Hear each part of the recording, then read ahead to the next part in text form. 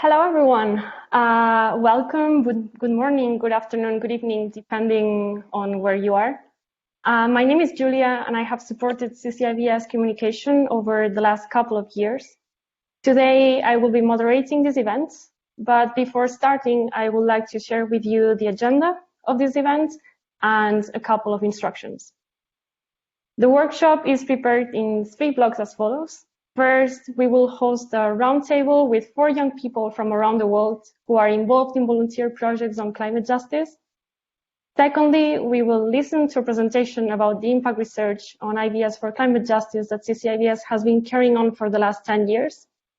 And third, Kate Curtis will share with you the Soil for Life Manifesto that soon will be released, and we will start collecting signatures, so don't miss it. I would like to recommend you that you find a comfortable and silent spot wherever you are. Take away any distractions so you can fully enjoy the next 2 hours. Put your phone in plane mode, but if you're using your phone, then please don't do it because you will lose us. And if you have any questions for our speakers, you can write them in the Q&A box that you will find in this platform. And no, we haven't forgotten about our Facebook Live viewers. You can write your questions in the comments, and we will also keep an eye there. Remember to mention your name and if you want the organization you represent and where you are right now. For the next 120 minutes, well, maybe less now that I have started speaking, you will listen to projects and its impact in communities and volunteers. Don't hesitate to share your own experience, ideas that come up to your mind during the roundtable and the presentations. You can use the chat box or the comments on Facebook if you want to do it. And I'm saying this to make the most of this online platform and inspire each other. We are here to learn, but we can learn also from you. Before we start the roundtable, let me share with you a couple of lines about the Coordinating Committee for International Voluntary Service. We are a non-governmental, non-profit making international organization working for the development and coordination of international voluntary service. IVS, that is International Voluntary Service, celebrated its 100 years anniversary in 2020. And I'm saying this because it's a whole movement of not-for-profit grassroots organizations and volunteers working on local host communities in over 90 countries. If you want to learn more about CCIVS, our members, and how to volunteer, you can visit our website, ccivs.org. So after this introduction, I would like to start the roundtable welcoming our speakers. Martina Mancini, who is a Legambiente volunteer and member of the Alliance of Environmental Sustainability Working Group from Italy. Mercy Pitti, who is representative of the Global Eco Village in Chaseyama in Zimbabwe. I would also like to invite Milan, who is going to be representing IVO in Belgium. And then René Francisco Umaña Rodriguez, who is the coordinator of events and campaigns of the Slow Food Tegucigalpa Gastronómica in Honduras. Without letting you waiting more, I would like to start to invite Martina to let us know more about her project. So please, Martina, whenever you're ready. Hello, everybody, and thank you for invitation. So I'm Martina, I'm from Italy, and I'm a volunteer of Legambiente, an environmental association of Italy, of course. And also I'm a member of Environmental Sustainability Working Group of Alliance. So Legambiente is an environmental association, Italian environmental association, and it is based in Rome, but he worked by different local groups based in different Italian cities. So we have a lot of different local groups of Legambiente based in different Italian cities. And Legambiente works and with the citizens talk about recycling, about environmental education with the children, with the young people, and with the schools in general. we organize activities like clean up the beach, clean up the parks, clean up the river, and monitoring the rubbish. And in general, we try to educate the citizens to sustainable lifestyles.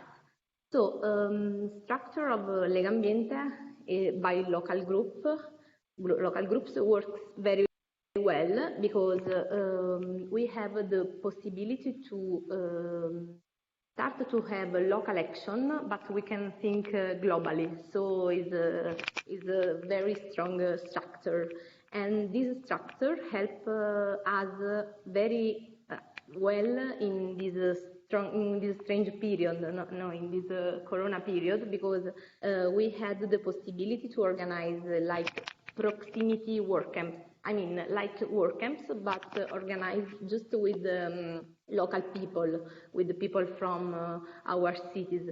And it works really well. So this summer we will have again proximity work camps, but finally we can have again also national and international work camps. About international work camps, I am a member of environmental sustainability working groups of Alliance, and I was in this group last year and this year, and we talked about carbon offsetting, of course, and then we created a toolkit about sustainable lifestyles, and we are creating a tool to calculate emission, and we want to use it for work camps application for this summer. And this is the international work, but about national work, Legambiente work. Last year we organized our first youth climate meeting in Rome, and there were a lot of young people from different Italian cities in Rome, a lot of passionate and very, very motivated young people from different Italian cities. And we will have this young climate meeting again in Milan this September. And during the Corona period, we had also a young climate meeting online organized by different local group of Legambiente. And also we are very, very, very proud of ourselves because this youth climate meeting of this year, called Driving Ambition, will be also first of the climate change conference of Glasgow. And also we will have in Milan, in Italy, the preparatory climate change conference. So Italy is ready, Legambiente is ready, young people are ready to act. And for Legambiente people, it's really important to give to young people the scientific knowledge to act, before to act. And we want to have strong young people, ambitious young people, and we want to think globally, but before to think globally, we want to act local. So thank you, and ciao. Thank you, Martina. Can I give the floor for Mercy? So Mercy, whenever you want, you can share your story. Hello, everyone. I'm Mercy Piti Jiba. I'm from Zimbabwe, and I work at Porret Trust, and I'm also affiliated in the Global Eco-Village Network, where people join together from different organizations from different continents to learn from each other about the best practices that they do in supporting the climate change issues that are rising in this century. Well, I'm going to talk more about at Porret Trust, what we do. We do water harvesting techniques as a way of reducing climate change challenges. We also do seed seed knowledge initiatives where we teach farmers how to preserve their seeds and to know how important they are. We also do the preserving of forests and nurseries, and we take this information to the locals where we work together, learning from them and us also learning from them, and them also learning from us on how we can improve the way we live together with the nature. So yeah, when we are working with the communities, we have been having challenges that the youth were not also joining in previous years. So as a way of including the youths and to make them to be able to know about the challenges that we are facing, we started involving the youths to come and get involved in permaculture design courses, where they are able to also learn about their environment, the importance of their environment, and how rich they are when they are able to preserve their environment. So in a month ago, we were also having visitors from around the country with this program of with Mr. Rachford, when he told us about this program that we will be having a round table. So we also joined in together with the youth at Chaseyama for it there to also join in this practice of knowing how best we can improve our climate issues in the whole world. So thank you for this opportunity to be presenting. I thank you. Thank you, Mercy. It's a pleasure to have you here. I would like to ask Milan to go next. So the floor is yours. Yes, thank you, Julia. Hi, everyone. My name is Milan. I come from Belgium, and I represent the International Building Organization, and especially their Belgian member, which is called Bouworde. So the International Building Organization is an organization which operates in Europe and does voluntary projects inside Europe and before this pandemic, and probably afterwards also on other continents. And despite the building in the name, the projects are not only focused on just building things, but it can also be social projects or environmental projects, for example. And what we aim to do is to connect the 5 Ps, so people, planet, profit, peace, and prosperity, to all our projects. But of course, several of these projects are more focused on one part. And for example, a project I did last year was more focused on the planet part. It was a project in Estonia, and where we basically helped building an educational center for young people about nature education, so where they can come and learn things about climate change, about biodiversity, and those kind of things.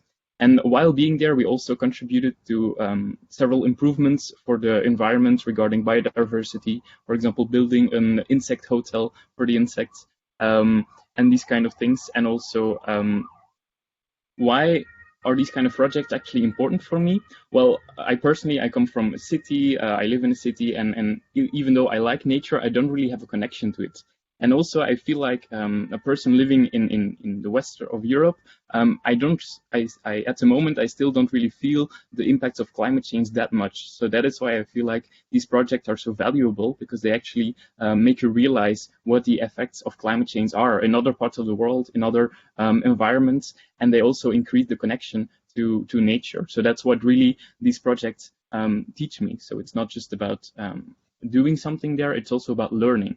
That's also why we call ourselves an educational organization. We also educate people who go there to think about the impact that they have, and also about how this is connected to climate change, for example, or to social issues, human rights, for example.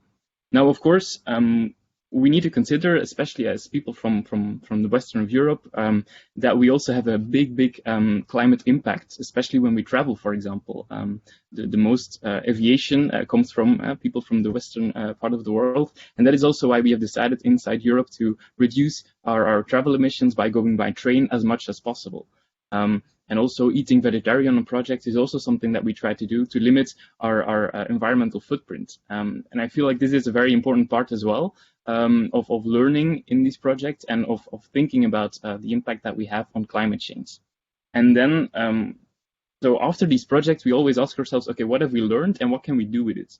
And I feel like an important part is also the political part. After having done such an important kind of volunteer work, we also need to translate it to political demands. And I feel like a lot of people who have done these kind of projects, they really see how important it is to focus on climate change, mitigation, and adaptation. So that is why so many of these people, of these participants, they participated in climate strikes, and they really demand from their governments, especially because we live in the western part of the world, and we are emitting so much CO2 emissions, also historically, but also at the moment, that we really have to force our governments to stop climate change and to go to zero emissions as soon as possible. So that is also a political aspect of voluntary work.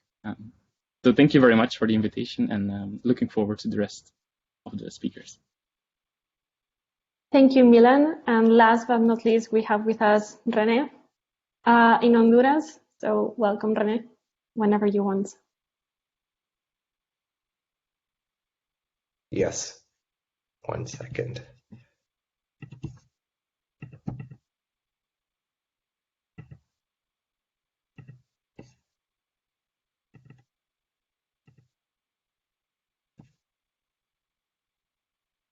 Okay, so can you guys see my screen? Yes. We can. Thank you. So I prepared a little bit of a presentation for you guys. So I'm going to talk about volunteering as a youth climate activist, my personal experience and the knowledge I've gained through it.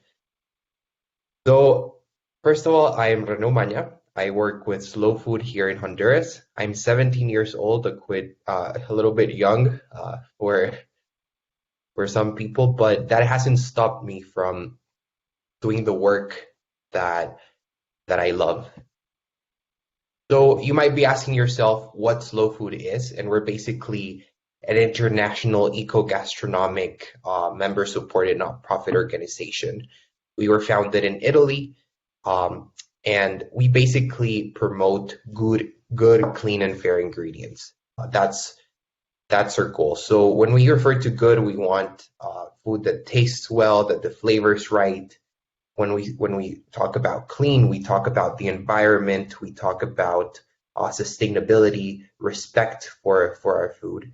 And when we talk about fair, we talk about social justice, climate justice.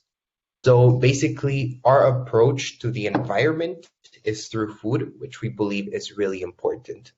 We have different types we have different types of programs in which we accept the youth, and we also accept people of older age. We have our Slow Food Youth Network, which is really interesting. Now, in Honduras, we have several campaigns. Are battling the lionfish invasion in our Bay Islands, which present a really big problem for our coral reef.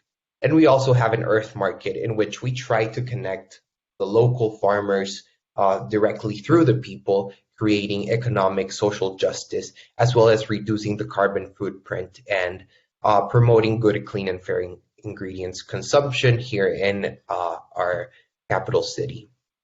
Now, from my personal experience, I've learned that volunteering equals learning. You learn leadership, which is really important. You learn to be empathetic, connect with people's emotions and not just their experience. You learn gratitude because you see what other people don't have and you see what you do have, and you start seeing life with full abundance. You learn solidarity, proactivity, and last but not least, responsibility, which we all want to have.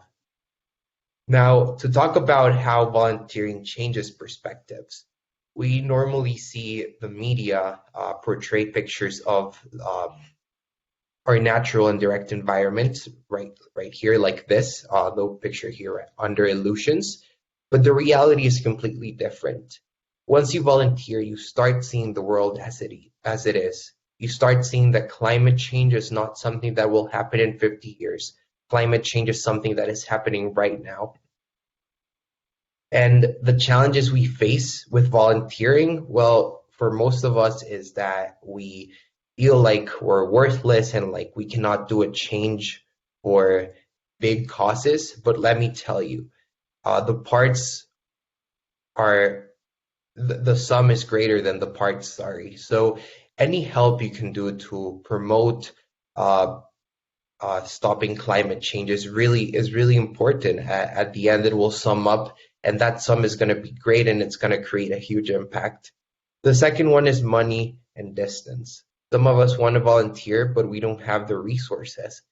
And recently, I've learned that the solution to that problem is organizations like ICYE, which help people from all around the world connect with organizations like Slow Food and volunteer.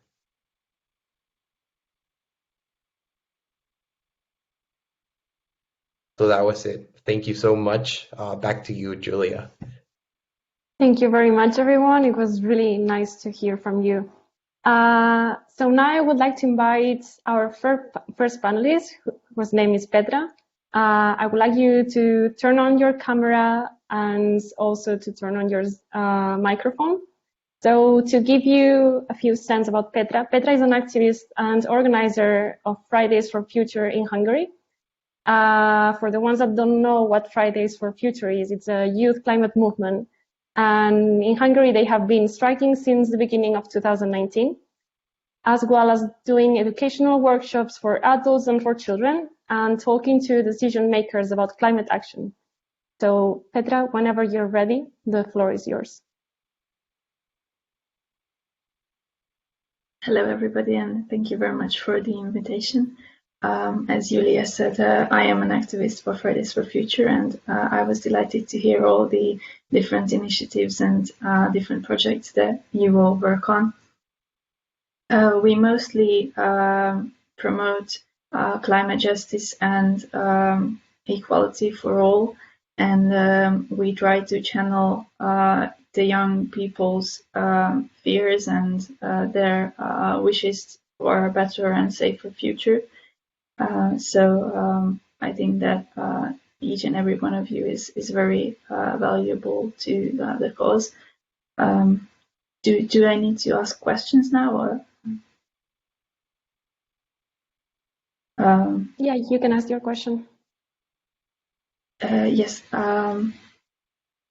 To Martina, I would like to ask you, do you think it is enough to promote recycling and cleaning up beaches, or are you working for a more systemic change as well?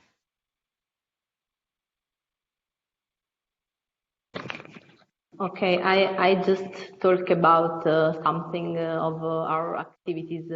I just, because there are some simple activities like that, like clean up the beaches and do environmental education with children, because I think are the first action to talk with the citizens that maybe don't have a lot of passion about environmental stuff, so this is just the first action, I think. But we have, different level of activities. We have this one, then we have the national activities, and then we have the alliance. So I think just there are different activities of action, but it's also important to organize these simple ones to talk with the people that don't have a lot of interest for environmental stuff. I think that. Thank you so much. Thank you, Julia. That was all my questions for now. Thank you. Now I would like to give the floor to Manu. Manu is a student in environmental and health policies and sciences, focusing her master's thesis on the youth environmental policies of the Council of Europe. She is ending her traineeship at the Youth Department of the Council of Europe, and she has been involved for climate justice and protection of the environment all along of her studies. So please, Manon, when you're ready, you can introduce yourself and ask your question. Okay, Julia. Hello, everyone. Thank you for having me today. It was really inspiring to hear you and to see what is done all over the world. I had one specific question to Milan about the link between volunteering and the political aspect. And yes, my question was how to build a trustful relation with governments, because in France we have many strikes, but we are not here at all. So yes, can you give us some advices and about the process, for instance? Please, thank you very much.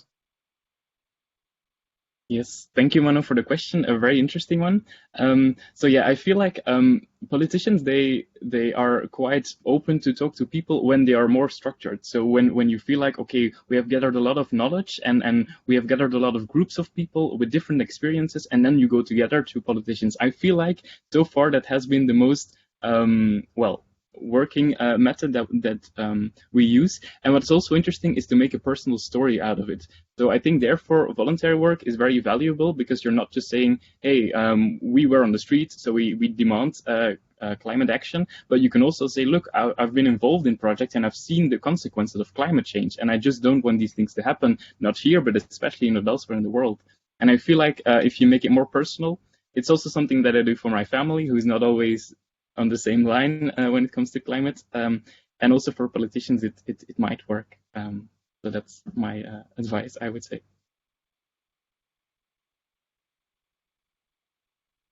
And thank you very much, Milan. Sorry, Julia. Do you have any other questions? Yes, I would have another general question about the gap between generations. We saw that the youth is really mobilized, and we are more present in front of the media, and there is a new power building from the grassroots. So yes, do you have any advice to make yes the climate fight for climate justice and intergenerational mobilization? Please. Well, I don't know if I'll speak up on this. So I think that the major problem with generations is that we normally see that in-group, out-group conflict. So that really doesn't help collaboration. Young people will say, okay, so the older generation, you guys are the problem. The older generation will say, well, we don't care, or they will say, no, you guys are the problem. The thing is that if we start seeing people as problem solvers and not as the problem, we give them value, and we give them that space to really want to help each other out. So I guess that in order to connect that gap between generations, it's really important to start that dialogue, that hard conversation in which we all accept the responsibility. We all understand that we're accountable for what's happening to our environment, and we start giving each other that value and seeing each other as problem solvers.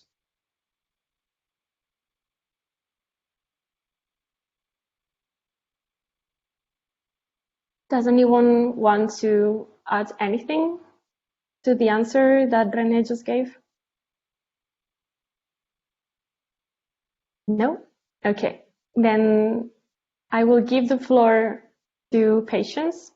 So Patience is a climate activist and member of Fridays for Future in Uganda. She has been engaged in stopping wetland degradation in her country. And how she has done it is that she has been raising awareness on the consequences and engaging communities to address climate change. Patience, the floor is yours, so you can ask your question. Well, thank you so much, Julia. I'm Patience. as Jide said, and I'm a member of Fridays for Future Uganda, and I majored in protecting wetlands in my country as a way of tackling climate change and as well as stopping discouraging plastic pollution in water reservoirs as well as water resources. And through this, I've made up climate awareness, and I've engaged youths and other people in the struggle. This might be a general question, I think, because as members of Fridays, Fridays for Future is a movement, we all know, and we are doing a lot in climate awareness. I would request, not request, I would seek for advice from you people, like how the way we are moving the movement might not be.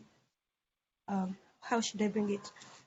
How do you see the way we are moving this and engaging, like creating a link between us and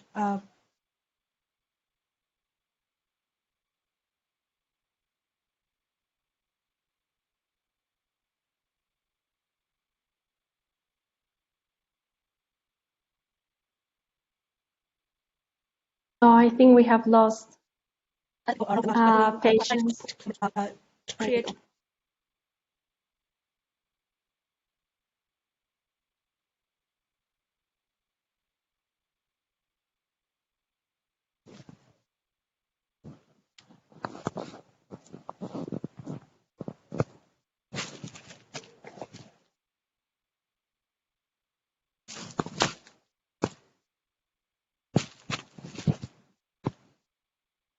Hello?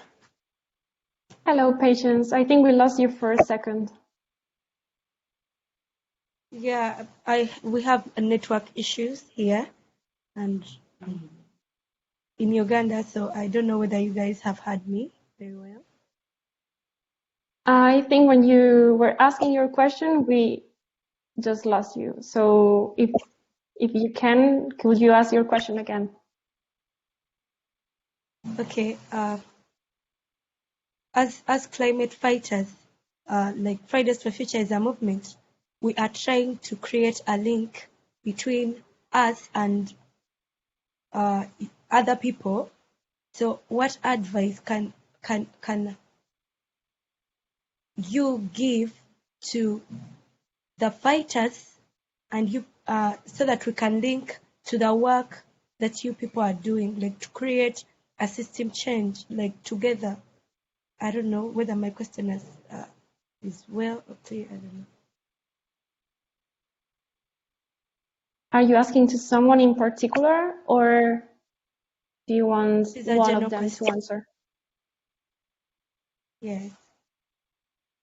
Well, I can start, and maybe someone else can then also give an answer. I think what really works if you want to connect your movement to other people is to also create some positive vibes, let's say.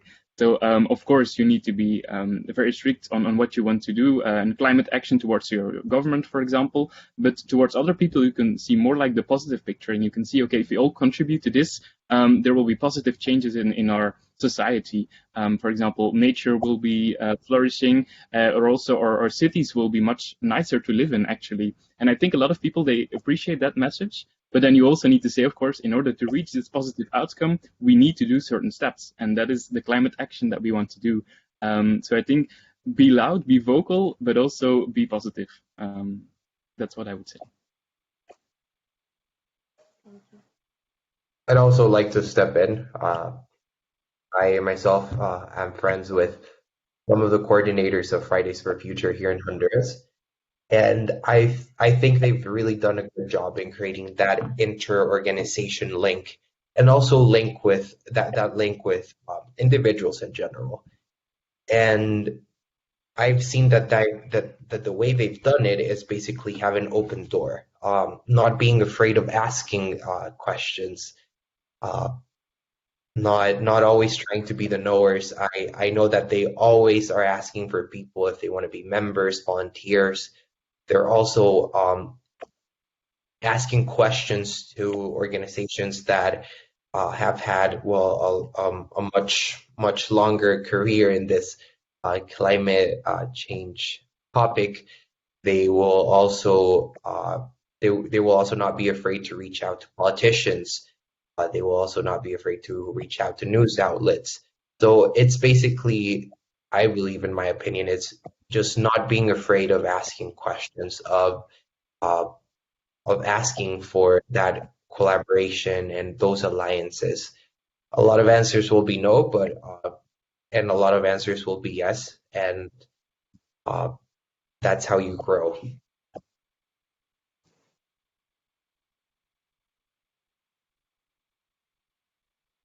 Okay. Martina or Mercy, would you like to add something?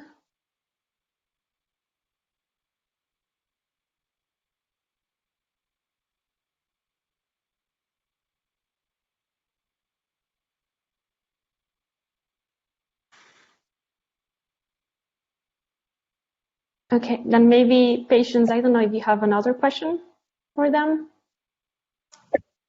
But yeah, my other question lies with politics. You, the what we are doing is like, okay, this sounds personal because it is.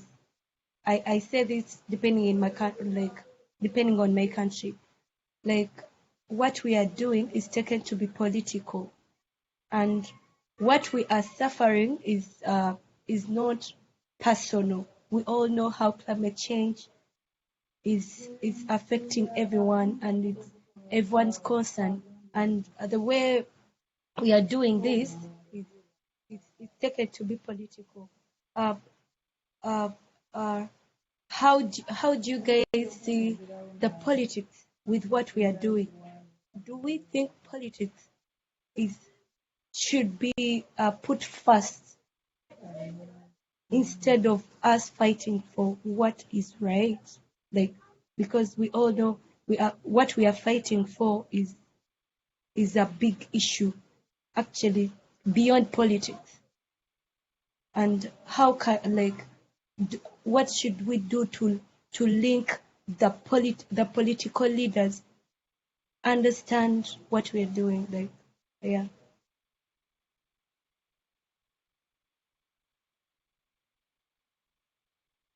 I believe that's a really good question. Sadly, nowadays it appears as if everything is political. Um, the climate action from the beginning, it's been political. And as you said, our work is far beyond that. It shouldn't be um, thrown into that box. But as we know, politics is something we have to face. So we can't ignore it. We have to face our governments.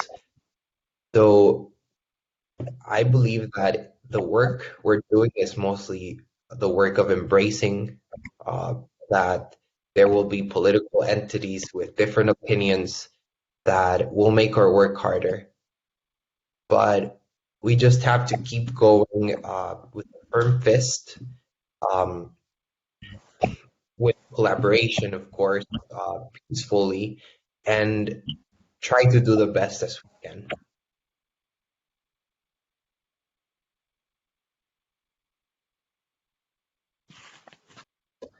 Yeah, I agree with what Renee said. But what I also want to ask is, or to add is, so in my context, in Belgium, in Europe, what a lot of people don't like is that we ask a lot from individual people, but actually we're not looking at our governments, and that is of course a problem because then you're actually causing injustices because some things will get more expensive, and then people who don't have a lot of money, they can't afford it.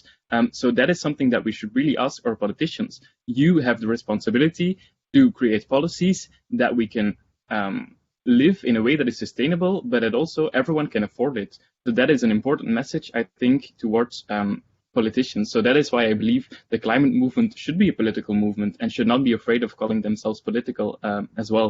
But at the same time, you also recognize that you as an individual, you can do something, but you can never do it without the government. And at the same time, I also think a government who wants to have an ambitious climate policy needs to do it together with different actors in society, such as young people, to ensure that what they want to achieve is achieved with the community. So try to find the link between those two levels, I would say. I like your answers because I had a question in mind that I wanted to ask you, and it's related to this. So how can organizations and institutions, governments, how can we help you during your work or with your movements as a youth activist or as a small project of people or as individuals? How can we help you? I believe that the way governments could help is basically creating policies that are friendly to our work, allocating funds to support organizations that are trying to combat climate change. In countries that are in development, like Honduras and Central American countries, governments will tend to see the way of money first, instead of the way of what's good and sustainable for us. The reality is that sustainability doesn't have to equal poor economic. Not that much economic gain. And basically what I just said is policies that are friendly to our work and start seeing far more ahead than just the power game or the economic game. Hello. On my point of view, I've been hearing the questions that were being questioned, but I think you guys were not hearing me. From my point of view, it's a bit difficult, the procedure that I'm going to talk about, but it's all about demonstrating the methods that you know. If you know about water harvesting, or if you know about nurseries, or any method that you know of reducing climate, you demonstrate it, and all the people that are around you know what is good, and they'll be able to see. Like here at Porret, we started a demonstration site where we are doing water harvesting and all sorts of kind of things. Now it's attracting the government as well as the local community. Everyone is interested, and without trying to force them and telling them the theory on how to do it, on which way to take. But when they see the demonstration there, people really know what is good and what they want in the back of their mind. So when they see it, they start to follow it. So recently we have been having a lot of government officials visiting us at Porret, seeing what we are doing towards sustainability. So I think it's a bit difficult, but the best way to approach it is to demonstrate it. And when the people around you see, they just come without you trying to influence them to come or to try to do a lot of advocating. Though advocating is also helpful, but demonstrating is one of the best ways, because we are seeing it happening. The communities are coming, the chiefs, the government, they are all coming, trying to see how we are doing it and how they can join in. But we tried doing it as a demonstration and working on what we know about sustainability and climate change. That's what I think.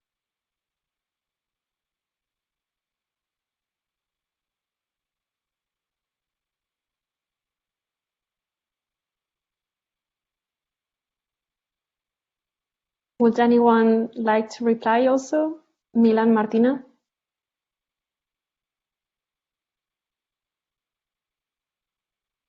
Well, I've already talked a lot, so if Martina wants to go, but I don't see her. So yeah, I think what's important for organizations such as the Council of Europe, but also others, is to emphasize the need for participation. Even if governments are very ambitious on their climate targets, let's say, they should also consider participation of young people in the policies that they create. So that's an important issue that we should not forget about. Democracy is still important when implementing climate policies.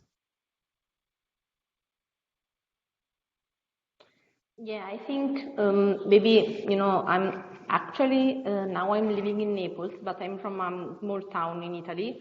So in this typology of areas, it's simple to talk with the government, because we generally start to think some environmental action, and then we have the possibility to talk with our government.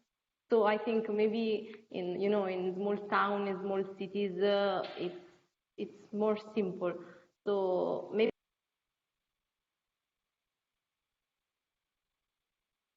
in a different way, and it's just a start. But I think start from the little can work.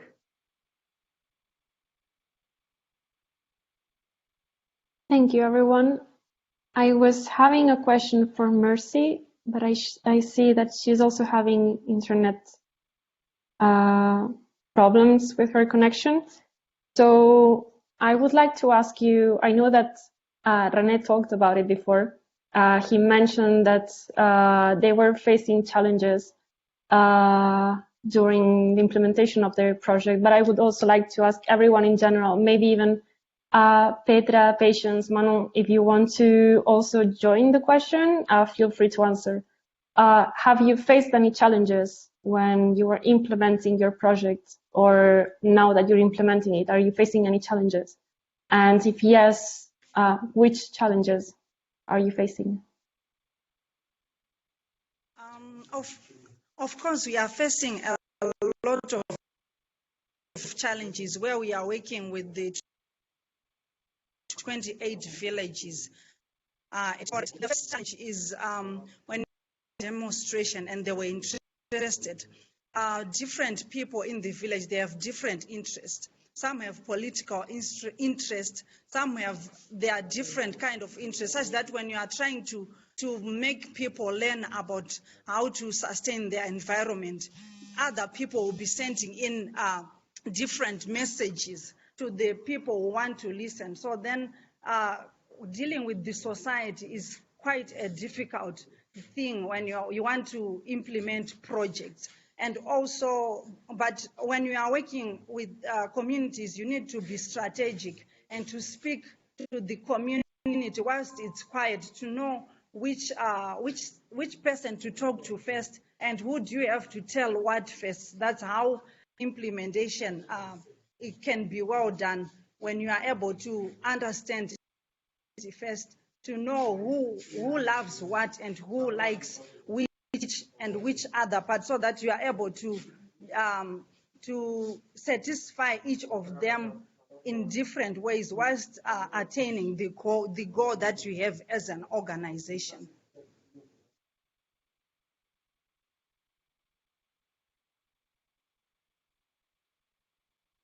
Thank you. For now, that's what I would say. I don't know if there's anyone who need more clarity. I think Patience unmuted herself. Yeah, like about the challenges faced with of all resistance from people. Like I have like 5. I'm going to first list them. If at all I have enough time, I'll explain.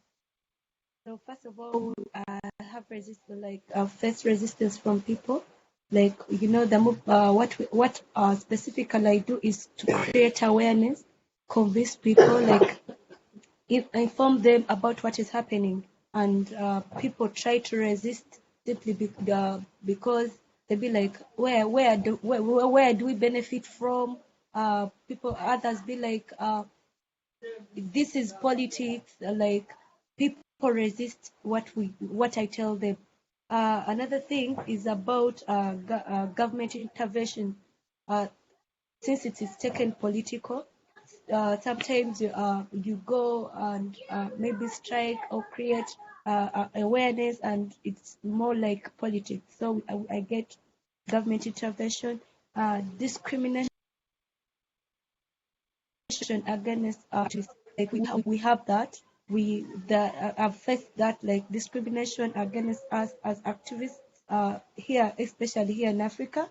And another one is lack of domestic resources to aid us in to aid me, like in what I'm doing here. So I also get that lack of domestic support in form of resources caused by, in most cases, by the government.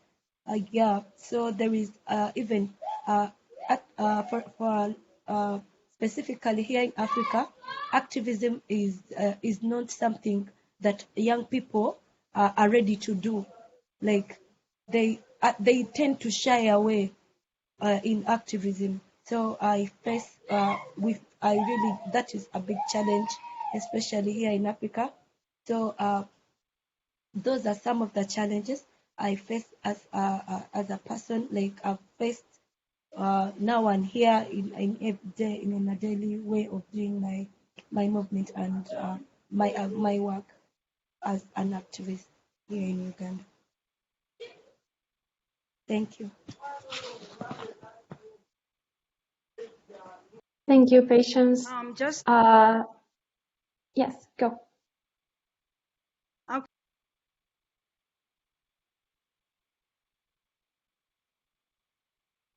Oh, Mercy, you're muted. As different organizations are working in one area, in a certain area, different organizations, they have different approaches of helping the community.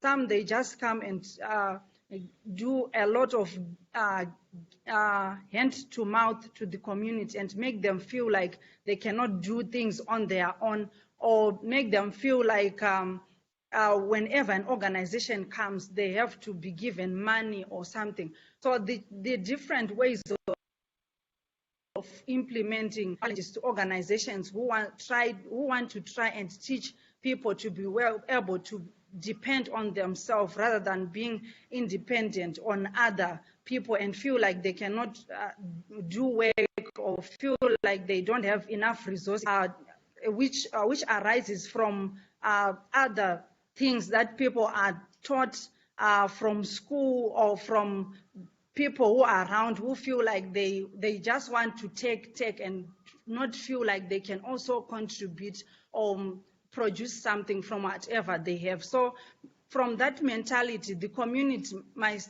start not to see the resources that they have. They might not be able to see that from the fruits and the trees that they have, they can produce their own food, which is more sustainable than the one that they are looking from elsewhere. So those are the other challenges. When you are trying to make the community see what they have around there and make use of it, they still want to look at the other side and feel like, there's something better out there. Well, at least when we look at our community at times, we have more natural resources, though we also need some other few resources to help in for the people to understand this concept. But most of the natural resources that we have are enough there for people to live sustainably, but people need to be given the awareness and the knowledge to know that they are having something in their hands.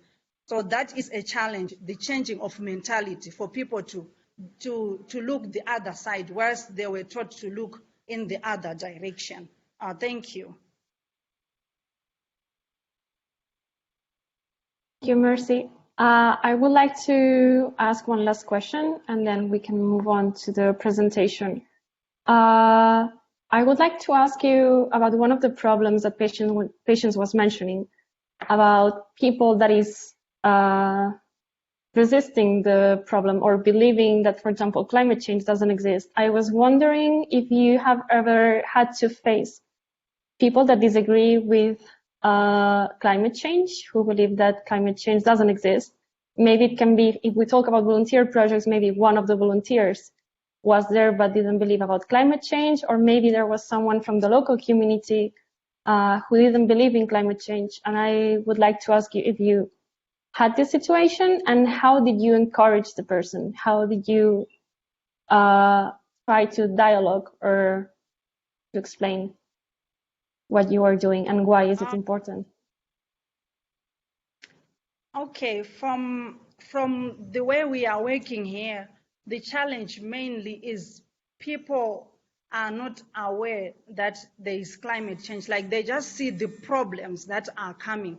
Like, for example, we have been having Cyclone Idai, where many homes were taken away when there was so much rain and wind.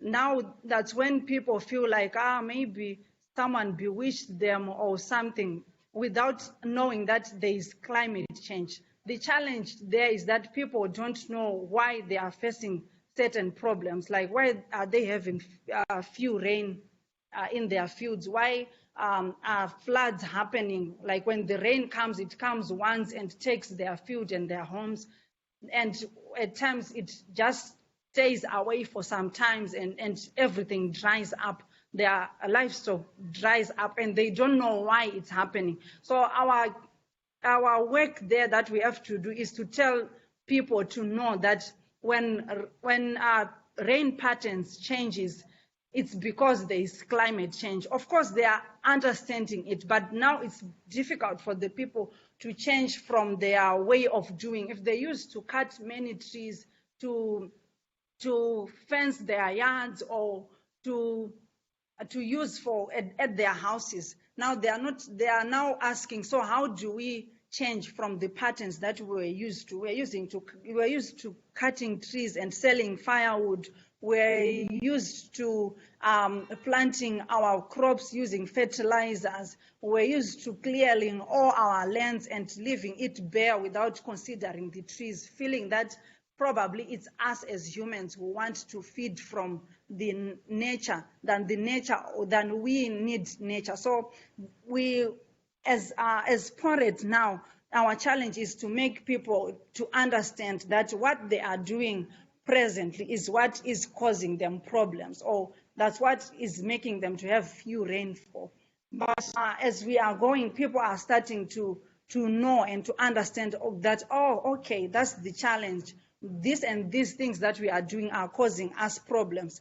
But now for them to know the substitutes and to leave the habits that they were taught by their families and parents, or the habits that they were used to. That's the process that we are in now, to try to find different methods of substituting these other habits that we were doing that were causing us problems in climate change. But recently we have not come across someone who said they don't believe that there is climate change, but rather our challenge is that people did not know why they are facing problems, why their rain is gone, why their houses are being taken by floods. I don't know if I've answered the question well. Thank you, Mercy. It was a super complete answer. Does anyone else want to share your experience? Yeah, Manu? Yes, thank you, Julia. For my experience, I didn't face anyone who didn't believe in climate change, and I think I was lucky for that. But I think the main problem is that people maybe don't really know the emergency, the urgency of climate change, because they really see in a really short-term experience their own way of living, their own place, yes, their own life, but they don't really see in the long term. And I think there is a real gap between, those who see in a more longer time and the other who don't really take the climate change as an individual and as a necessity of acting now. And for me, the most difficulties and the most complicated was to make people know that there is an emergency, even the politicians, and that they have to act now without any delay.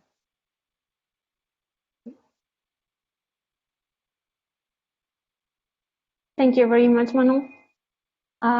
Anyone else?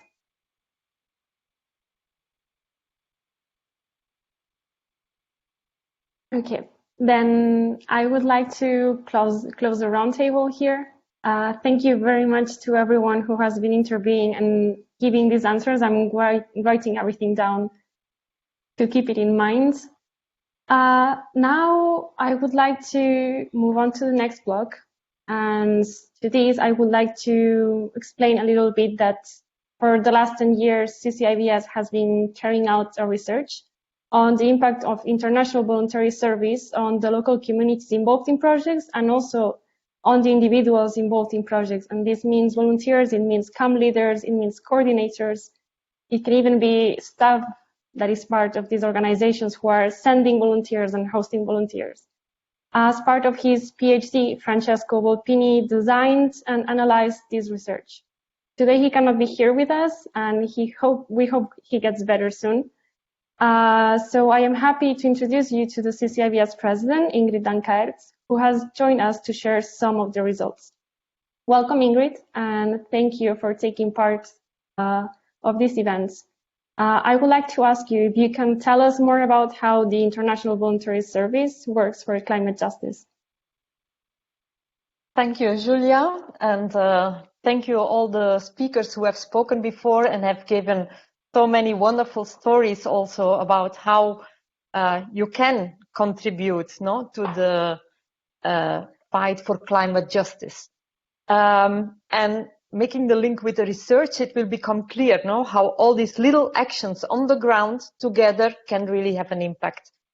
And I'm really sorry that if I'm not, let's say, giving all the details of the research as Francesco would do, because I have been following this research, this impact research over the last 10 years, but I'm not the researcher and not the expert on the subject, let's say. But I'm confident that I can explain you some of the main conclusions from the research. So I'm gonna share my screen to use the PowerPoints and the presentation that Francesco prepared for you, and I hope that I will be able to give you his main thoughts. So I'm gonna share the screen.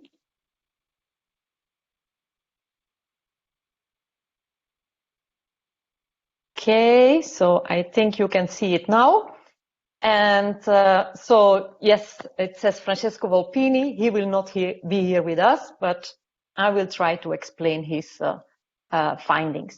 So he gave this title, Learning by Doing, Good, about the impact research or the research that CCIVS tried to do in order to understand better how work camps or international voluntary service projects can be a tool for conviviality and democracy, from participation to education, from education to participation. So when we go through the slides, this will become hopefully more clear. But it was already mentioned by some of the speakers, there were some questions about how can we unite younger generations and older generations. René said something about this intergenerational gap and how to bridge it. So I think that when we speak in this presentation about conviviality, it also means like, how can we learn about the others? How can we learn to love? How can we learn to unite people? Work camps or international voluntary service are really a tool, to learn how to learn about each other. So I'm moving to the next slide, and this is a little bit of history to introduce the concept of work camps to you. It says peace work technique, international voluntary service. So work camps or international voluntary service, in fact, started after the First World War, when a Swiss pacifist had the idea to bring people together in a small destroyed village in Esne, near Verdun in France, to reconstruct a destroyed village. And by bringing people together, they would learn about each other and they would create bonds of friendship, and they would learn to understand different cultures and live together in harmony. So why did Francesco choose this slide or put this picture on the screen? It's maybe not so very clear to you, but it is in fact a map of a certain area in England, as it says, Oaken Gates. In this place, a work camp took place before the Second World War. And there was a German volunteer, Ernst, who took part in that work camp. And it was a very, let's say, a normal work camp where the volunteers were removing an ugly slag heap outside the town of Oaken Gates. So they had to clear this area. And a few years later, the war started, and this same German volunteer, who was then enlisted in the German army as a pilot, had to fly to England and bomb this little village where he had done the work camp before. And it's said that they say, or some testimonies say, that they could see the pilot wave. And we don't know if this was done on purpose or not, but the bombs were not dropped on the village, but in an area nearby where there were hopefully less people at that moment. So it's just to demonstrate that when these, let's say, work camps or voluntary service projects were started in the beginning, it was really meant as a method, a learning method to bring people together and to learn together. And sorry, I think it's, let me just go one slide up. Yes, I forgot to say that if you look at the right-hand side, it says this quote, if you have come here to help me, you're wasting your time. But if you have come because your liberation is bound up with mine, then let us work together. It is a quote from an Aboriginal activist group, but it's something that we always use in the voluntary service movement to somehow stress the fact that it's not a one-direction thing. It's always about coming together and deciding together and working in solidarity.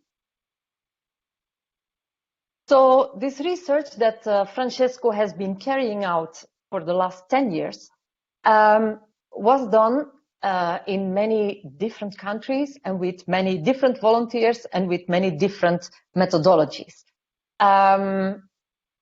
This map is just to show you that over the years we have interviewed more than 663 volunteers. There were more than 124 interviews. There were more than 92 countries involved. And this is more than the number of members that CCIVS has. This is in fact thanks to the fact that we have also in our work camps often people from countries where there are no work camp organizations or with whom or where we don't have members. So through the inclusion projects that we have working with migrants and refugees, we often also have input from countries such as Afghanistan, Burundi, Niger. So the scope of the research is really wide, and it also has been done in a very rigorous and really scientific way. Because Francesco is doing his PhD, he really had to develop this scientific method and do it very, very detailed. So yes, this is just to give you an overview that the research we did is not only focusing in this sense on climate projects, because we have been doing the research for 10 years on all our work camps, on a wide variety of work camps, but we also did specific research on climate projects. So we will come to that later.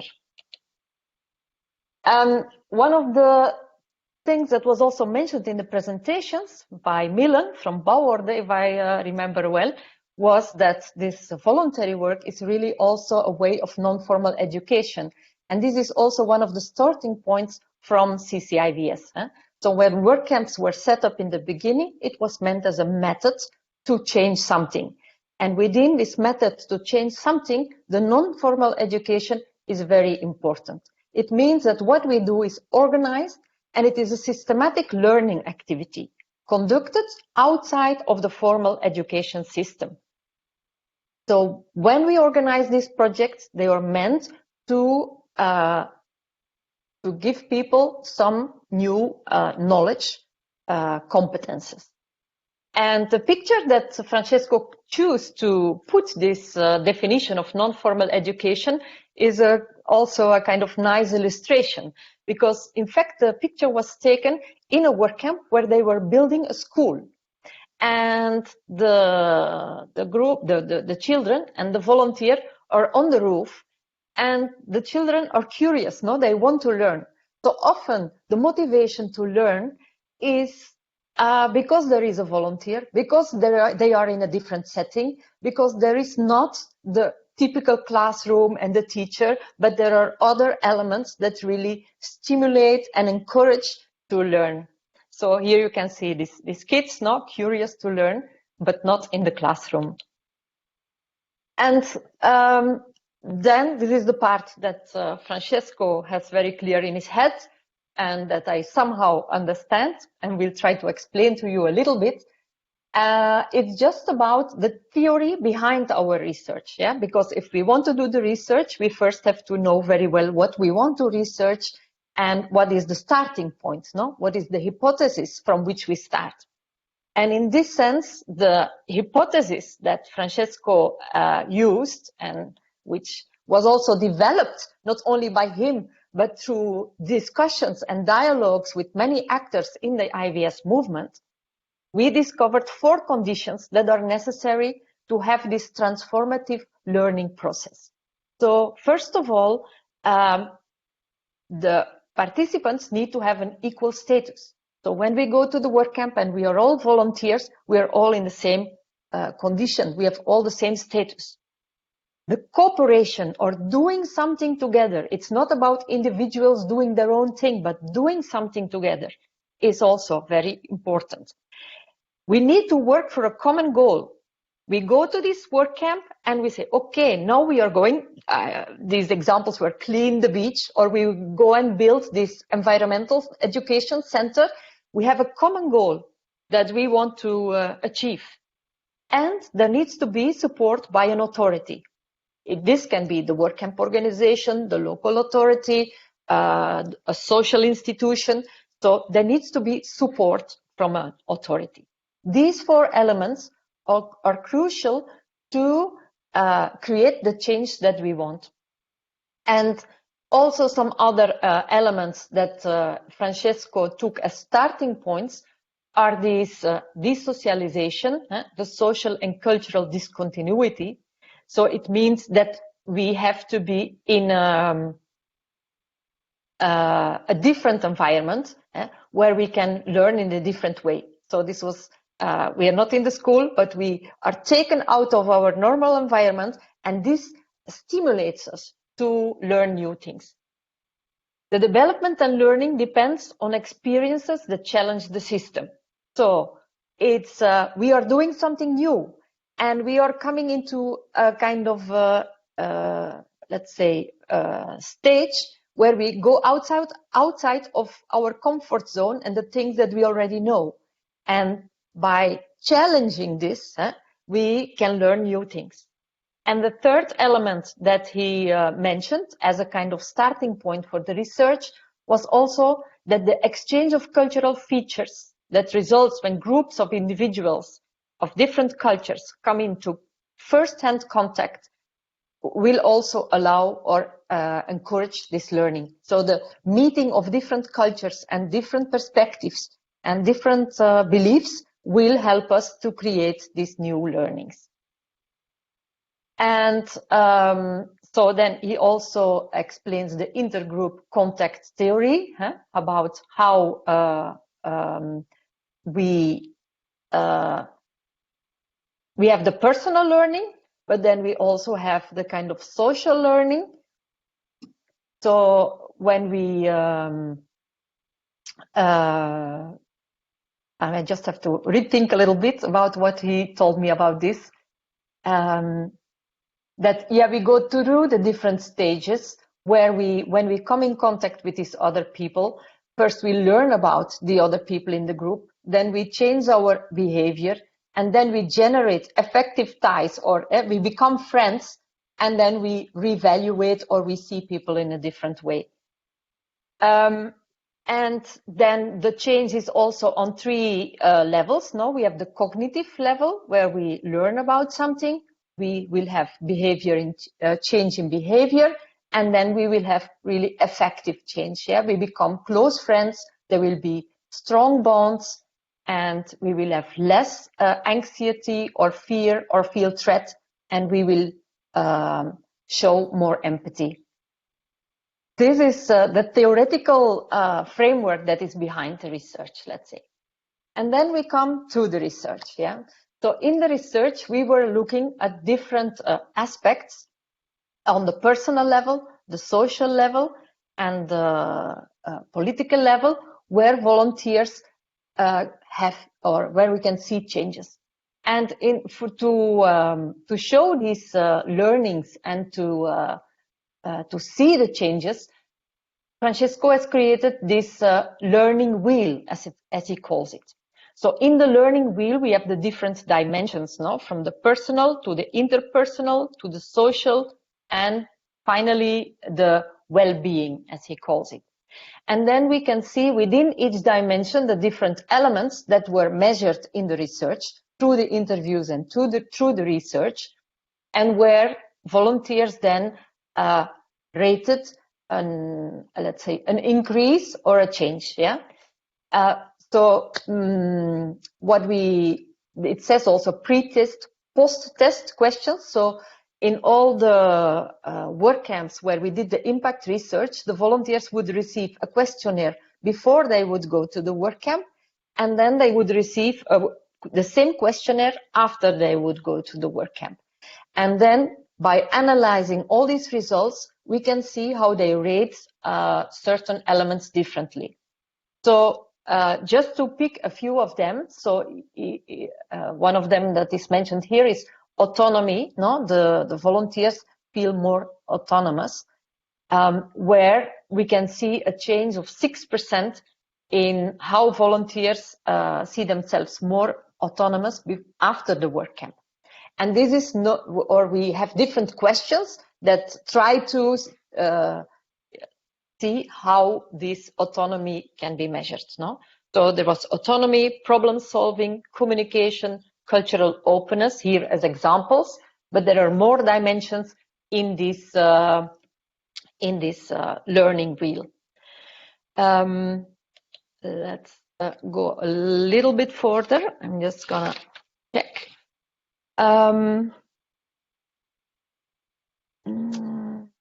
Yes, to go back a bit to the wheel, it was also like, it's a kind of, why is it a wheel? Because it's also like a process and that continues. So the more you progress, the more you learn, and the more you are eager to learn more and to change more. So it's not something that stops. Yeah, it's a kind of wheel that keeps going. And then it's not, there are things that make progress. No, we say we are more autonomous, but there are also things that are less. For instance, when I arrived, I was a bit racist, but during the project, seeing the diversity of the people, I completely changed my mentality. Because before I thought I was normal, I thought myself, it's okay, I can be a bit racist, no problem. No, I don't think that anymore. So they are less racist, but less is more. So less racist wants to be more empathic, more open-minded. So there is less social anxiety, less conflict avoidance. So volunteers are less afraid of facing a conflict, and they are less afraid of problems. So when a problem appears, they will feel ready to tackle it or to look for solutions. So all this research was done in many different work camps, not only climate work camps, and give us a kind of base from where we start now. So these are findings in all work camps. And then when we do specific research, we can also compare it to these basic findings. So then let's make the move to climate change, to climate justice. And we have put this picture here because we just wanted to somehow make this, let's say, comparison. When in 1918 or 1920, after the First World War, the first work camp was organized, building peace was, the main challenge. This was something that needed to be done and was very urgent. And maybe these days, if we look at the challenges that are out there, climate change and climate justice is one of the very urgent things that we have to tackle. And I think most of the young people that spoke before me, they really stressed this, no? They said people are not aware of the urgency of the problem. So I think as CCIVS, as a kind of global network, promoting international volunteering and bringing together international volunteer organizations, we have seen also that this challenge is something that we have to put central in all the activities we do. Many of our members and organizations around the world, within their programs, they have a lot of activities, projects that focus on climate justice. And together as a network, we have a campaign which is called IVS for Climate Justice. And IVS for Climate Justice wants to somehow be an umbrella for all these projects happening on a grassroots level. So these projects happening in Zimbabwe or in Uganda or in Estonia, they can put their on a label saying IVS for Climate Justice. And in this way, we connect all these little grassroots projects, and we can see that together we work on something that is very big, but if we all make a small effort, we can change something. Which was also mentioned a lot before, no? Like how can we somehow unite and make visible all the work that is being done. So we did some impact research on these climate justice projects, and we noticed that the volunteers in their responses after they had participated in the work camp really mentioned that they have a much better understanding about the Sustainable Development Goals, that they understand a lot more about bioconstruction and earth building. They have a better understanding of sustainable food production and carbon offset actions and global warming and climate change. So I think that we can see that these environmental projects that members are offering are really also offering a learning space for the volunteers that participate, in the sense that they increase their knowledge about all environmental aspects through the work camps they are participating in. I was thinking, okay, good. So just to mention shortly, the global goals for sustainable development, or sustainable development goals. So again, it's a kind of visual presentation of how the volunteers understand better certain goals after their project. I'm just trying to look at the picture and make something a bit more concrete. So we see that, for instance, climate action was before the project was only on the 4th or the 3rd place. Yeah, so it is here. And after the work camp, it becomes like the number 1 after they have done an environmental work camp. So it means that maybe here they were aware, they knew something about it, but through their participation in the work camp and the hands-on work that they did, it became much more concrete, and they understand the complexity of the problem and the importance also of working towards climate justice.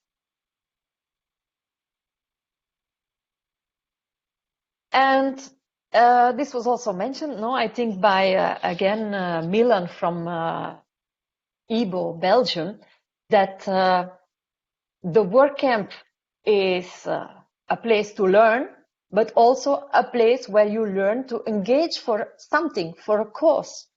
So volunteers also answered that after they had participated in the work camp, they actively engaged for the construction of peace and the creation of inclusive societies, or they actively engaged to address the consequences of climate change and promote climate justice. 65% before and 81% after.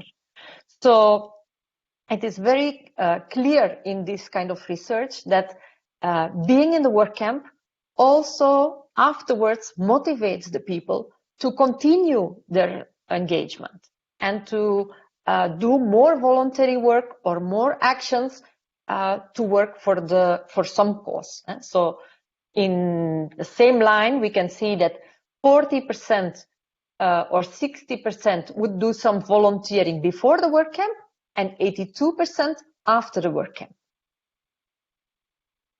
And yeah, again, the quote, this time from Hungary, saying, hey, I discovered things about myself and others, but I still can't wait to participate in something. It doesn't matter what, but I want to participate. So taking part in something like this can really be a motivation to do more, to participate more.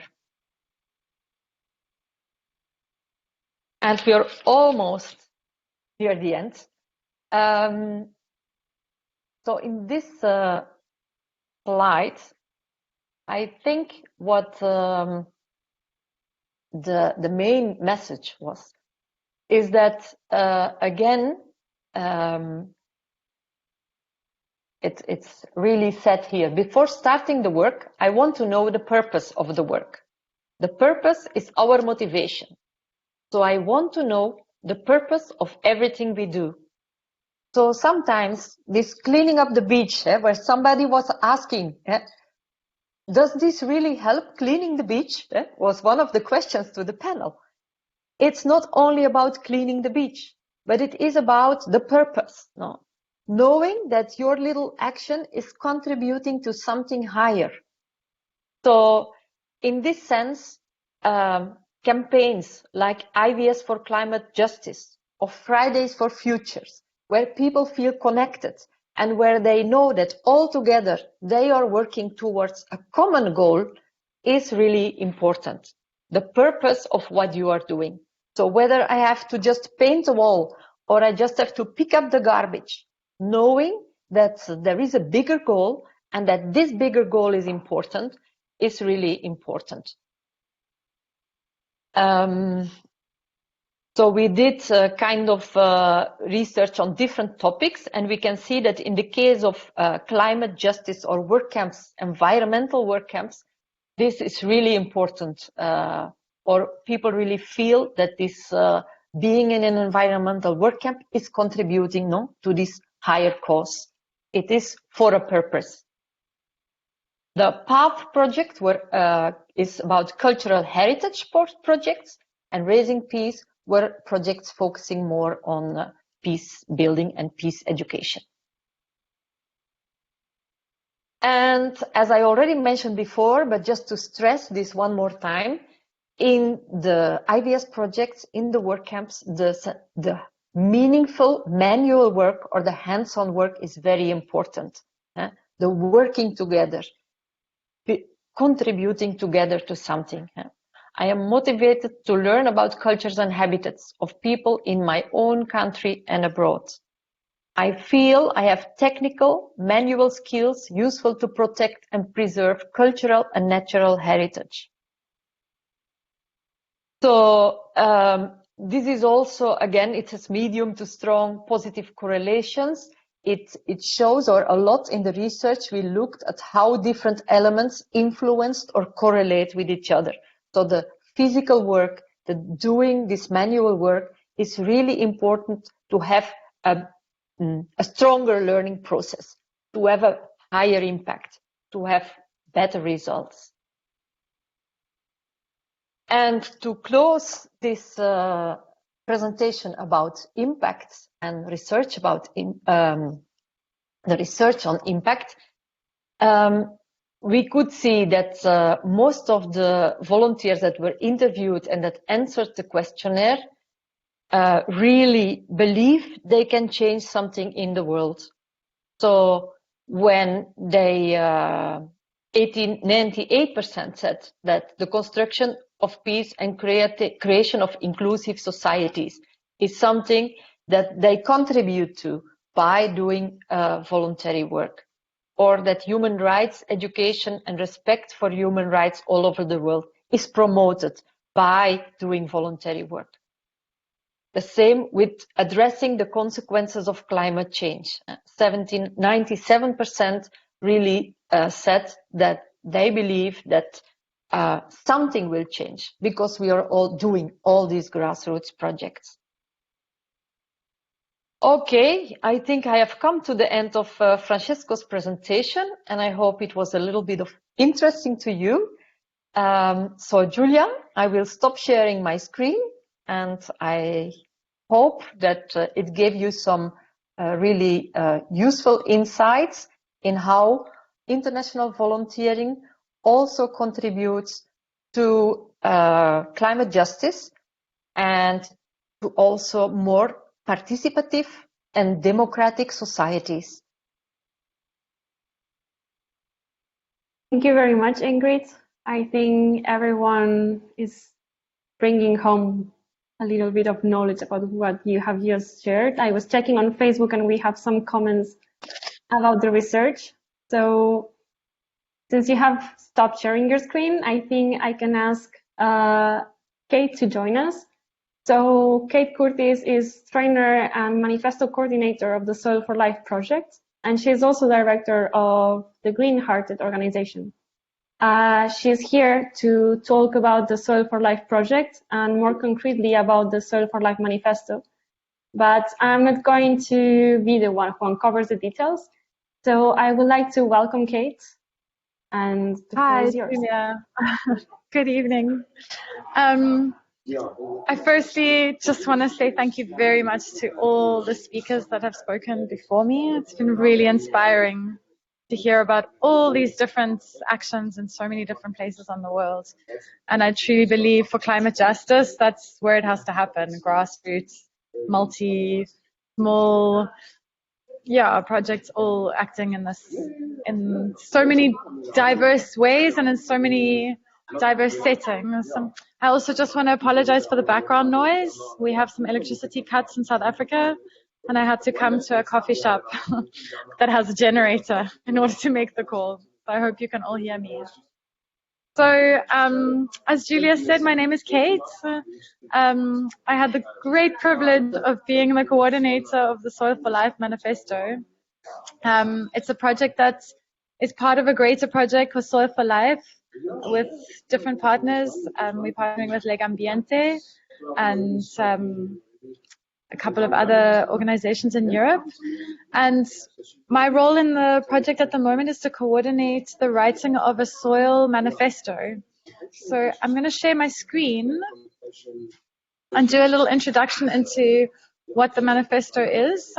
Just one moment. There we go. Can everybody see that?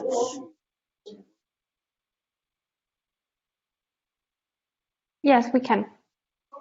Okay, great. So the Soil for Life Manifesto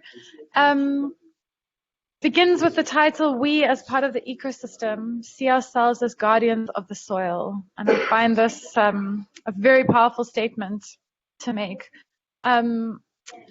This was written by participants. In 2019, we held a soil conservation and management training in France. And part of that training was to get together with the participants and begin the first draft of the manifesto. So in the knowledge that this manifesto is going to be delivered to UNESCO in March next year. I think we've had some of our deadlines postponed due to the COVID crisis. But at the moment, as it stands, we're going to deliver this to UNESCO. And what the manifesto is a call to action to our local governments and national governments for them to start acting not just in policy, but also in education and in various of the Sustainable Development Goals to actually start addressing this critical issue, which is soil. And while I was listening to all of you speaking, just came to my attention that, you know, all of our activism for climate justice takes place on the soil. And it really is the foundation for life. And as that statement says, we are part of this ecosystem. So the manifesto is really a cry to recognize that as well, that we as human beings form part of the soil as the soil forms part of us. And I think the manifesto might even be a way for, some of you were saying, how can we bridge this intergenerational gap? So what we're looking for in the manifesto is also a language that can help us to bridge to other generations, perhaps people out of our comfort zones as well. If we can provide a language that addresses this revaluing and also addresses climate justice. So this word justice, you know, really goes into legalities, it goes into law when we talk about justice. And I've been doing some research around the different angles and approaches we can take to the manifesto, and I've had the great privilege to have the input, or we've got the input now, from a human rights lawyer, as well as a lawyer who's also a microbiologist. And we've been wondering, there's one approach to go with it with the rights for soil, so this is one option, but we've also been looking at the commons approach. So I don't know if many of you know much about law, but there's also an entire legal structure about commons. And soil, when looked at as a common right, becomes a very, very interesting subject because it's something that we can protect, and it's something that we can use not just local legislature, but overarching legislature, like the right to land or the right to healthy land, as a way to, this maybe fills in another gap, approach our local politicians and our local governments using backing from United Nations legislature and human rights legislature, as well as commons law. So anyway, it's getting quite detailed, but what we decided during the training and on the first draft writing of the manifesto, you can see the group of happy soil ambassadors here in the photograph, is we chose to focus on 4 of the main SDGs. So the one obvious one, of course, is climate action. So the manifesto is asking us to take urgent action to combat climate change. And of course, how we treat our soils, even how we name our soils, is how we protect our soils is incredibly valid to that point. And then also we fit into this make cities and human settlements inclusive, safe, resilient, and sustainable. One of the main threats to soil at the moment is soil sealing, which is the urban sprawl and the cementing up and cementing over our living soils so that they can no longer absorb water and hold life. It's very, very important that our urban settlements start to address the issue of soil as well. So if you think soil doesn't affect you because you live in a city, I urge you to take another look at that and become more aware and to maybe make that part of your activism. And of course, end hunger. We know that 90% of our soil comes from of our food, comes from the soil. The rest comes from the ocean. And if we look at the connection between soil and water and rivers and ocean, of course, it's actually all connected. So, and then, of course, it refers to SDG number 15, which is life on land, which is protecting and restoring and promoting the sustainable use of ecosystems. So on the next slide, you can see it's just a screenshot of the first page of the manifesto. The manifesto is currently open for input, and we would love you to have your say. So please, it's in a Google Drive editable document. I'm going to share the link in the chat at the end of this presentation. And we would love to have as many diverse voices and inputs as possible. You're welcome to come and just have a read of it. If there's anything you'd like to say, you make a comment there. We're going to be closing for comments on the 21st of June. And at that point, we're going to finalize the manifesto. I have the pleasure of editing and trying to make it beautiful and appealing to the hearts, minds, and souls of all of us that rely on the soil. And then CCIVS is having a work camp where we're also looking for volunteers. we've chosen 14 different languages to have the manifesto translated into, so we can make it a truly global cry and call to action. Once we've had it translated, we will launch the manifesto on the CCIVS website, and there'll be the opportunity for sharing, for visibility, and of course for signing and supporting as an individual or as your organization. And this is going to be critical to giving it that global voice, that it gets attention that it deserves. And then the manifesto will be presented to UNESCO in March next year at an international convention. So these are just some screenshots. Just want to share with you that the manifesto has taken on a really exciting conversation, and all these comments are still open there. So Saskia Vermeulen, who commented at the top, she's the human rights lawyer. Jessica Davis is a university professor on soil. So these are just different comments that have been going on here. For example, in the bottom right, as the rights discourse is increasingly being extended to non-humans, this legal personhood, so are we perhaps calling for soil to actually be treated as a living being? And when we get into the soil science, we'll find that soil is absolutely alive. And microbiologists are studying now how to give that relationship and systemic value of the soil actually a right and a protection. Like I said, we have rights for water and rights for rivers. We're asking for that as well. And then the call for volunteers to translate the manifesto is here on the last slide. Maybe we can share these in the chat as well, so that anyone who would like to volunteer to translate it into another language, please contact in this application form, or you can send an email or write to CCIVS. So I'm going to stop sharing my screen. I'm coming back to the... Great. So then I'm going to add, may I put the link in the chat? Is that all right, Julia? Yeah, sure. Okay, so great. So that's the link that I've just shared in the event chat. So there's the link to the manifesto, and I believe I'll just grab that link, I'm sorry, for the call for volunteers and the application form. That's there. And you are very welcome to share those in your networks as well, and have your say in the manifesto before we close it for commenting. Personally, I'm really, really excited about this. I work in various levels of activism. I actually am really keen on gardening and sustainable food production as a form of activism.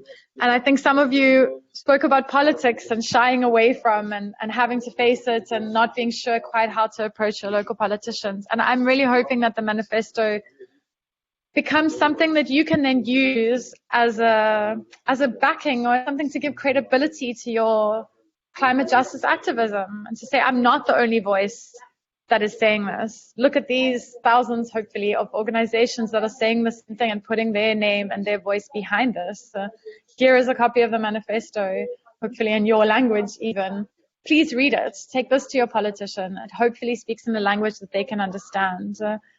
And then from there, move forward using the manifesto as a backing, asking your own local politicians to take action based on what we know is true about soil and the threats facing soil.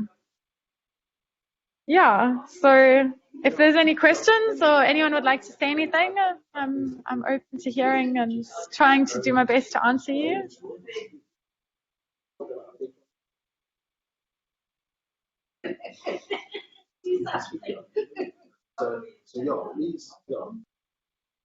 Does anyone have any question or comments for Kate?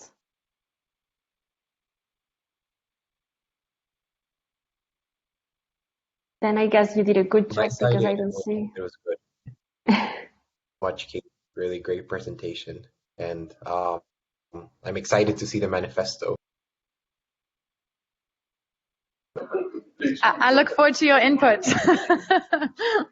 Yeah, please add your voices. You're very welcome. The more voices there, the richer it becomes. So, thank you. Then I guess you did a good job. because I don't see any questions or comments. Wow, so we have 14 minutes to 4. We were supposed to have a 2-hour forum lab, but in the end, I guess it's better if we are earlier than if we are late. For people, also 2 hours can be quite exhausting to be in front of the laptop and concentrate and like process all the information, so you will have time to digest afterwards. So I guess to recap a little bit, maybe to have some calls for action, I think we should start, as Renee mentioned, we should start seeing everyone as problem solvers and start the hard conversation, that difficult conversation that no one, like everyone thinks that someone else will start, and then in the end, we all think the same, so no one starts that conversation. So we should start seeing ourselves as responsible of everything that is happening, and we should also see ourselves as problem solvers. So let's change this chip, this mindset, and work together. If we want to engage people, we should share why climate change is important and how we can cooperate and work together.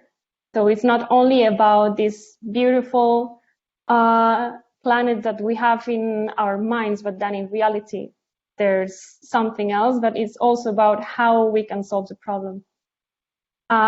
We need policies, we need funding, we need governments that support youth activists that are trying to make a change. And now that we see that there's a gap between people that see the emergency and people who think that there's a long-term impact and that we can just relax and wait for it to happen, maybe it's time to take action and be the main characters of what we are waiting for, like this action that we are talking about. Then let's put our hands on the soil and maybe do something about it. So I would like to close this June Forum Lab. If no one has any questions, if no one has any comments, I would like to ask you to follow the World Forum for Democracy social media and also CCIVS social media if you want to receive any updates about the whole month, where they will be talking about children and youth and how do they engage on climate, and also how volunteers can also work for climate justice. And if you have any questions or doubts, you can always send us an email or message us on our social media pages, and we will gladly answer. So again, I would like to thank everyone. Thank you to the speakers. Thank you to the amazing panelists who were making questions. Thank you to the audience who was here on Facebook Live and also in Blue Jeans. And thank you for the project officers of World Forum for Democracy for your support. And I hope you enjoyed the event and you got a lot of inputs. And I also hope to see you very soon. Thank you, everyone.